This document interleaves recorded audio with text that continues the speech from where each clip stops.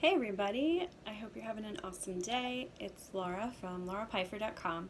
I wanted to talk a little bit about macronutrients and whether it's worth tracking your macros or not. And you may be familiar with this term, you may not.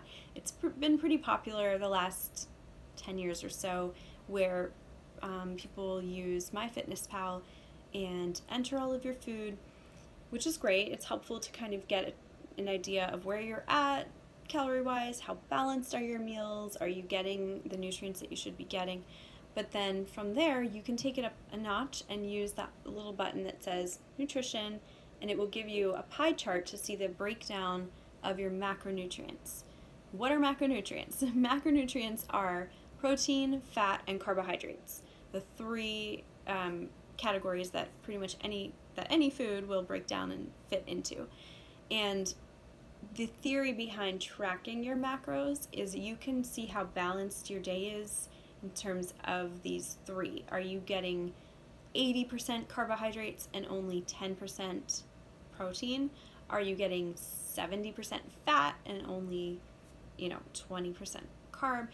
What does that breakdown look like? And is it working for you? And it may be working for you, but if you have goals that you're not hitting, and especially if you feel like I eat well, I'm eating healthy, I'm eating the right foods, but I have this stubborn weight, or I'm really struggling with belly fat. That's a big one that I hear a lot with women, and it is tough. It's the hardest place to lose. I get it. But the macros I do find can be really helpful for some of those issues where we can pinpoint, okay, yes, you're eating healthy, but you're getting 6 servings of fat a day where really you might need, 3 or whatever it happens to be. Often, even by eating healthy, we're not necessarily getting the right breakdown of nutrients. The other place I see this a lot is with vegetarians. It's really hard to get enough protein, so often then a vegetarian could be eating a lot of really healthy foods, but their protein sources are also carbs like beans and lentils, and it's quinoa, and so it's tricky for them to get enough protein and also keep their carbs kind of balanced too. So that is an area that I think can be helpful. I do use it with my clients who want to really zone in and figure out, how can I improve body composition? How can I improve weight loss a little bit? The downside of macronutrients is it's tracking, and that's always a downside, right? Because who wants to be entering their food every day?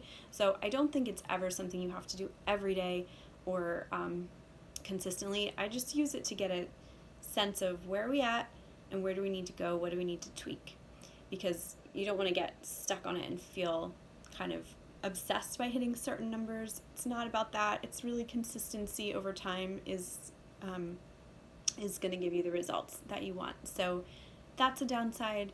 The other downside is quality of food can decrease. You might have been eating a lot of vegetables and really good foods, and then you realize, oh, my carbs are not high enough today. I'm going to throw in, a piece of bread or a donut because I can, and hit enough carbs when that could have been extra vegetables, extra fruit, or something that's really benefiting your body. So it doesn't always encourage good nutrition habits.